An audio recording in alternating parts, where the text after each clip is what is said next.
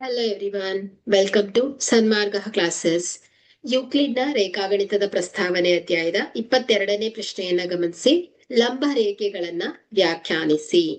So ಇಲ್ಲಿ ಲಂಬ ರೇಖೆಗಳು, ಸೊ ಅಂದ್ರೆ ಎರಡು ರೇಖೆಗಳು ಪರಸ್ಪರ 90 ಡಿಗ್ರಿ ಕೋನದಲ್ಲಿ ಚಲಿಸುವ ರೇಖೆಗಳನ್ನ ನಾವು ಲಂಬ ರೇಖೆಗಳು ಅಂತ ಕರಿತೇವೆ. ಓಕೆ, ಸೊ ಹಾಗಾದ್ರೆ ಲಂಬ ರೇಖೆಯನ್ನ ಯಾವ ರೀತಿ ವ್ಯಾಖ್ಯಾನಿಸ್ಬೋದು? ಎರಡು ರೇಖೆಗಳು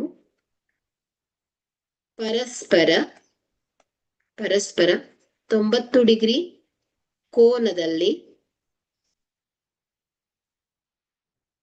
ಚಲಿಸುವ ರೇಖೆಗಳನ್ನು ಲಂಬ ರೇಖೆಗಳು